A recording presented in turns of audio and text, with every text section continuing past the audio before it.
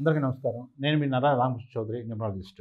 ఈరోజు ఫిబ్రవరి 18, 2024. ఈరోజు వచ్చేసరికి మనకి న్యూమరాలజీ ప్రకారంగా ఏ గ్రహాల ప్రభావం ఉంటుంది, ఎవరెవరు బాగుంటుంది, ఏ డేట్ ఆఫ్ బర్త్, ఏ డెస్టినీ నెంబర్ వాళ్ళకి బాగుంటుంది, ఎవరికి వ్యతిరేకంగా ఉంటుందనే దాని గురించి మనం తెలుసుకుందాం. ఇప్పుడు వచ్చేసరికి ఈరోజు వచ్చేసరికి కుజుడు, రవి ప్రభావం అధికంగా ఉంటుందన్నమాట. ఎందుకంటే ఏ విషయంలో కూడా మనం ఆలోచించి నిర్ణయం తీసుకోవాల్సి వస్తుంది. కుజుడు ఏంటంటే కొంచెం అగ్రెసివ్‌గా ఉంటాడు. దానికి తోడు ఏమవుతుందంటే రవి కూడా ఉంటాడు. రవి తోడైనప్పుడు ఏందంటే ఇంకొంచెం అగ్నికి ఆజ్యం పోసినట్టు ఉంటుంది. ఈ రోజు పరిస్థితి వచ్చేసరికి. అంటే ఇది జనరల్‌గా అందరి మీద పనిచేస్తుంది. ఒక బర్త్ నంబర్, ఒక డెస్ట్ నంబర్ అని కాకుండా. కానీ కొంతమంది ఈ బర్త్ నంబరు, డెస్ట్ నంబరు 1, 9 ఉన్న వాళ్ళకి మాత్రం ఇంకొంచెం ఎక్కువగా పనిచేస్తా ఉంటుంటది. అది మంచి అయినా, చెడైనా సరే ఎప్పుడైనా.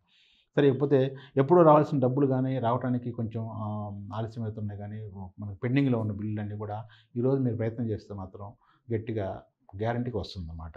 ఎందుకంటే మీ యొక్క థాట్ ప్రాసెస్ థియరీ అనేది బలంగా ఉంటుంది. అంటే మీకు రావాల్సింది రావాలని గట్టిగా గనుక అనుకుంటే మాత్రం మార్నింగ్ లెగవగానే మీకు ఈవినింగ్ కల్లా మీకు డబ్బులు రావడానికి ఎక్కువ అవకాశం ఉంది. పోతే పొలిటికల్ లీడర్స్‌కి వచ్చేసరికి ఇంకా బాగుంటుంది. అంటే వాళ్ళ యొక్క సరైన నిర్ణయాలు తీసుకోవటం గానీ, వాళ్ళ ప్లానింగ్స్ గానీ అద్భుతంగా ఉండటానికి అవకాశం ఉంది. ప్లస్ కోర్ట్‌కి సంబంధించిన గానీ, వివాదాలు గానీ ఏదైనా ఉంటున్నప్పుడు ఉన్నా గానీ కుజుల ప్రభావం వల్ల ఏందంటే మీకు తీరిపోవడానికి ఎక్కువ అవకాశం ఉంది. అంటే మీరు ప్రయత్నం చేయాలి. గట్టిగా ప్రయత్నం చేస్తే మాత్రం మీరు సమయాన్ని వృధా చేయకుండా ఈరోజు కేవలం దానికోసమే మీరు ప్రయత్నం చేస్తే మాత్రం గ్యారంటీగా సక్సెస్ అవుతారు. ప్లస్ డబ్బు విషయాల్లో మాత్రం ఈరోజు ఖర్చు చేసే విషయంలో కూడా ఏందంటే కుజుల ప్రభావం ఉంది కాబట్టి ఆచితూచి వ్యవహరించాలి. ఒక్కోసారి మొహమాటానికి పోవటం, ఎక్కువ ఖర్చు పెట్టుకోవటం, మళ్ళీ తర్వాత బాధపడటం అనేది ఉండకూడదు.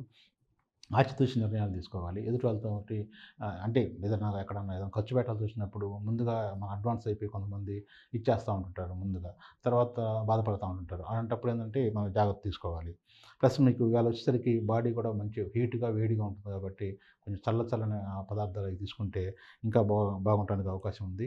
ప్లస్ మీరు అన్ని యొక్క ప్రాబ్లమ్స్, అన్ని రెమెడీస్ ఈరోజు ఎలాంటి ఇబ్బంది లేకుండా ఉండాలనుకుంటే మాత్రం ఉదయం నుంచి సాయంత్రం వరకు హ్యాపీగా జరిగిపోవాలంటే ఆదిత్య హృదయం చదువుకోండి ఉదయం లేవగానే.